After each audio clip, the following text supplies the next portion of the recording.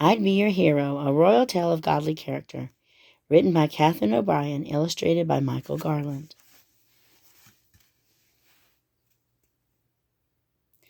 If you were a queen, I'd be your hero, said the little boy to his mother.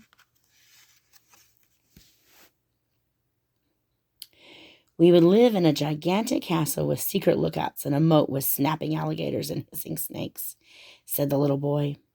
I would keep watch and make our castle secure.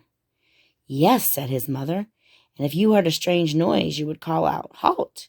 Who goes there? Because you are brave. Do not be terrified, for the Lord your God will be with you wherever you go. Joshua 1:9.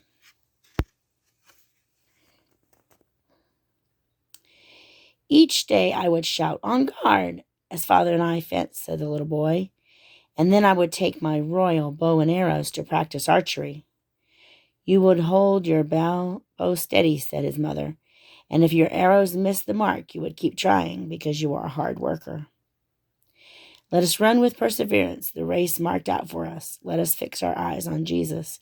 Hebrews 12:1-2.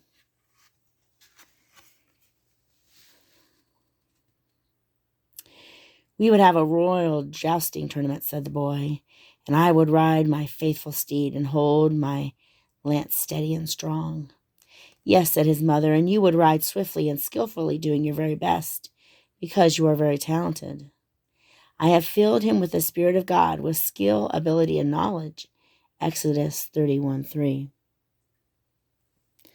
After the tournament, the crowd would stand and yell, Bravo, and throw flowers into the arena, said his mother.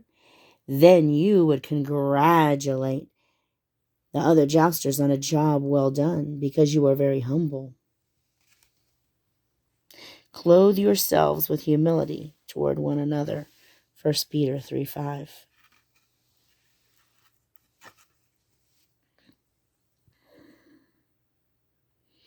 We would find fantastic treasures as we explored gigantic, furry spiders and long, slippery worms, overgrown snails, and buzzing beetles with brightly colored wings, said the boy. Then, said his mother, you could tell me about each treasure, because you know all kinds of interesting things. Wise men stir up knowledge, Proverbs 10:14.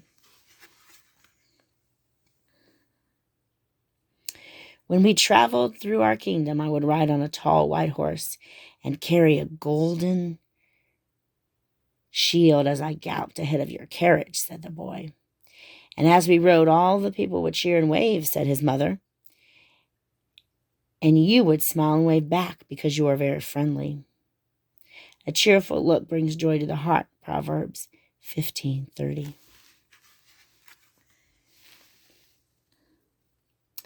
We would see our friends at the market, said the boy, and visit the cobbler and blacksmith and all of the merchants. And if one of those merchants dropped a gold coin, said his mother, you would rush to pick it up and return it because you do the right thing. Therefore, as we have opportunity, let us do good to all people.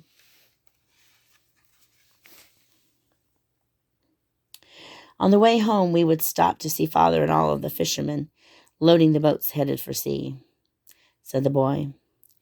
Father would call out for you to join him, and you would help drag the heavy nets and haul the smelly buckets of bait, because you are very strong. The Lord is my strength and my song, Exodus 15:2.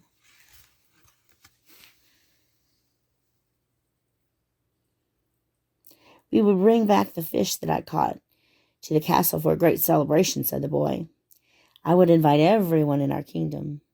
And when our guests arrived, you would welcome them into the castle, said his mother, and share your games and toys, because you are very generous. Be generous and willing to share. 1 Timothy 6:18.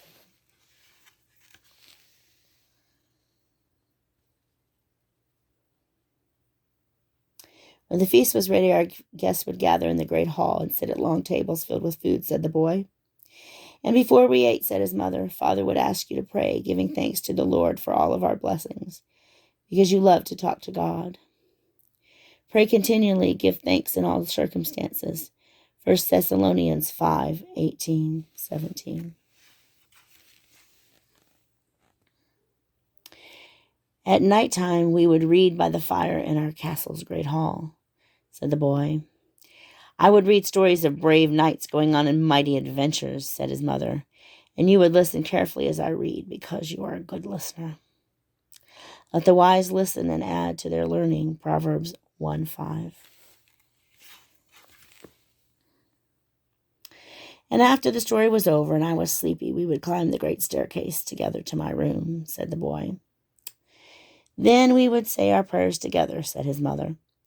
In my prayers, I would thank God for giving you to your father and me, because you are so very special. Every good and perfect gift is from above. Yes, if you were a queen, I'd be your hero, said the little boy.